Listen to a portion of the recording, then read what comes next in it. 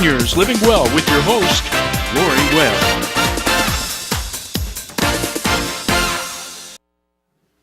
Hi everyone, welcome back to today's Seniors Living Well.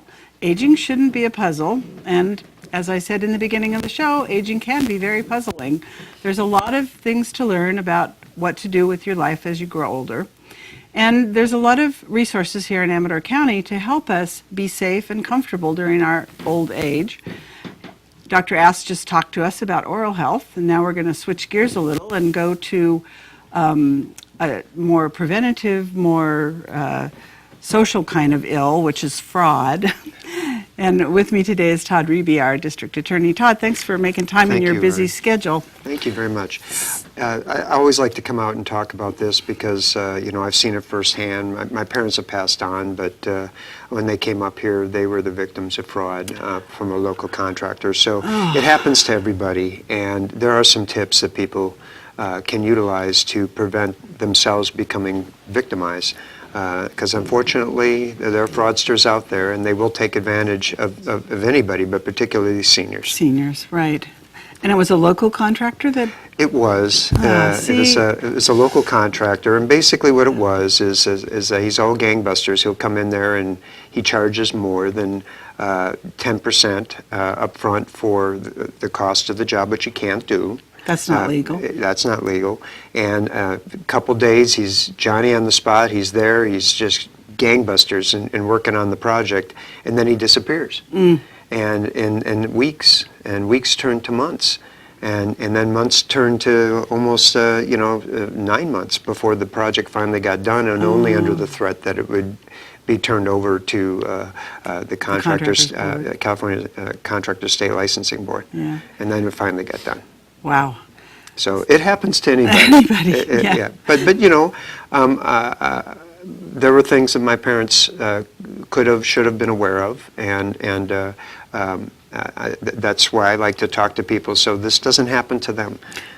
So what kind of tips? We've really had a lot of good presentations by the Contractors Board. They've showed up at a lot of things for us. But I mean, it's real easy to kind of forget and fall into a trusting pattern if you're dealing with, say, people that seem local. So what kinds of tips do you have? Well, first of all, let's go into the problem a little bit. This is something that affects all of us, and it hits us right in the pocketbook. There's about 10 to 30% of all the workers' compensation claims are fraudulent. That's what the estimate is. Oh my gosh. That's a $5 billion fraud industry in California, and I call it an industry because when you have a problem that's endemic, it's epidemic. That's why we're there. And so when that hits us all, that hits you in the pocketbook every time you go buy services or goods. It hits businesses. It hits workers by either losing their job or lower pay, and it hits victims because sometimes they can't. When people are not insured with workers' compensation and they become victimized, there's a fund that they could tap into, but not when somebody doesn't have the insurance. Yeah, exactly. It's just more difficult to recoup your losses. Right. So that's the problem, and there's even a bigger problem. And sometimes I might bust somebody's favorite contractor, and somebody will give me a little bit of grief for that. Okay, so hey, well, for every time that I get grief, I get many more people saying thank you, contractors to say thank you, because you know what? It's hard out there to play by the rules and get undercut by somebody who's not licensed, doesn't pay workers' compensation insurance, so they can afford to underbid people who are playing by the rules. And people who are playing by the rules get frustrated, and sometimes they can't get the business that they're used to keep their lights on here, and so they have to go to the Bay Area or to other communities. Yeah, we've seen that happen. Exactly. Yeah. And so that's really the nuts and bolts of it. They're getting an advantage in the marketplace, the fraudsters, that they don't deserve. And that's why we're vigilant about protecting that. But what can you do, what can a senior do to protect themselves? Well, first of all, here are some tips. if somebody, a contractor's coming to you and they don't, they say, I want you to take the cost, take on the cost of the building permits or any kind of permits that are necessary. That's a big tip, okay? Why can't they do it? Well, the reason they can't do it is because they know that the city inspector or the county inspector knows that they're not licensed and is going to demand them to present, Their license. Exactly. When you ask for a license, they don't present it or they don't have it. Oh, I don't have my card with me today. I don't have it with me. That's another big tip. Another one would be they ask for more than 10%. See, I think a lot of people don't know that. I know people have said, well, he asked me for 50%, so we paid him that. Can't do it. And you should just say, that's not according to law. And if that busts the deal, well, maybe it's a deal that should be busted. Busted, exactly. Or they keep coming back for more installments, a little bit more installments. That's what this contractor with my parents did. But he asked for 50% up front. I'm surprised that that's as common as it is, given that it's illegal. Yeah. And here's one that I wasn't a victim of it, but it was came close. We have a driveway that needed it needed to be re-asphalted, and this guy came by and he goes, I'm just in the neighborhood. I've already got my materials. I've worked on somebody else's driveway. I can do yours for a real cut rate price. Well, it sounded like a good deal. It sounded like a very good deal, but I just didn't have that kind of cash on hand. But that's a common scam. The folks probably aren't licensed. If they certainly don't have workers' compensation insurance. They're not going to deal with a contract, so you're going to give them money, and you'll never see them again. Yeah, we have had that happen to several seniors. We have the legal service that we provide, free half-hour consultation, and I think within the last year there's been probably at least 3 situations that are similar to that. That's common, and they'll usually hit a neighborhood and just keep walking on down. Another one is that their business address is a P.O. box. Rather than a street address. Just another tip that they're making themselves a little bit hard to locate, easy to move around. So those are some tips that you can use to protect yourself. That you might this might not be a situation that's good for you. Also, talk to relatives, talk to friends about a contractor before. Get recommendations. You can go online with the California Contractors State Licensing Board, and it'll show whether you're licensed. Sometimes, and we've had this too, they are licensed and they'll present a card, except that they're suspended.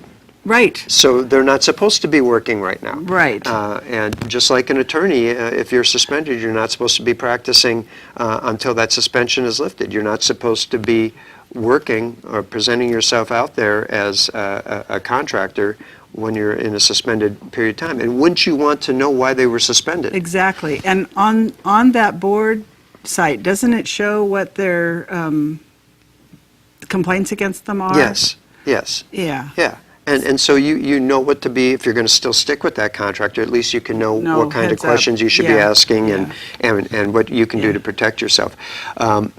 The reason why it's dangerous to have somebody who doesn't have workers' compensation fraud or isn't licensed is if something goes wrong, you're on the hook. Yeah. You're on the hook. You're liable. The homeowner's liable. The homeowner's insurance is going to be tapped if somebody gets injured. It's on you.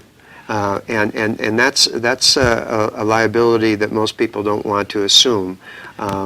It's also harder to recoup your losses. Again, there's that workers' compensation fund that you can tap for victims, but it's not. And same thing for unlicensed contractor or for licensed contractors. But it's not available when you have an unlicensed contractor. It's more difficult to recoup your losses. So those are and often if you're not taking if you're a contractor and you're not taking the time to license yourself, to pay for workers' compensation insurance.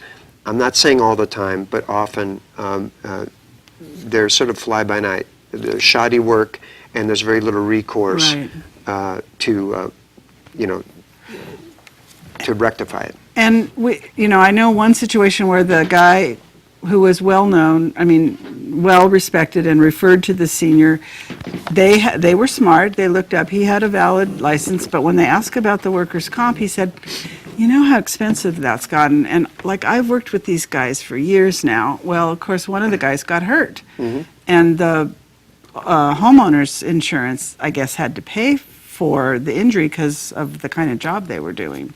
So, they fell victim to this. It's too expensive and I can't afford workers' comp. Well, kind of thing. a lot of things we would like not to have to pay. I cringe every time the tax day rolls around. But you know what? Everybody, it's just something that is part of being a citizen in this country. And part of the cost of doing business is workers' compensation insurance if you have employees, and being properly licensed. Right. It's just part of the cost of doing business legitimately. Yeah. And so, yeah, I get it. I get the urge or the desire to not have to pay these costs, but it's a fair cost. It's a fair cost. So we have a computer at the senior center where if somebody wants to look up somebody on that website, we will help them do that. Because I assume your office doesn't have time to do that sort of thing. Well, we can. Okay. They can call us. Okay. And if they suspect workers' compensation fraud, they can call us at 223-6444, or they can contact us. We have at our website, www.stopworkcompfraud.org. Or they can call the California Department of Insurance Fraud Hotline. And the kinds of fraud that we get, there are basically three kinds. There's claim fraud, and that's where they exaggerate or fake an injury to get workers' comp benefits. There's employer fraud where they don't have the workers' compensation insurance at all. And then there's premium fraud where they pay people under the table and they lie about what their payroll is. And on that positive note, we're going to have to go to break. If you missed the numbers, call the Senior Center, 223-0442, and we'll get you in touch with Todd's office. Thanks. Thank you very much. Thank you so much, Todd. Thank you. You're watching Amador County's local television network, TSPN.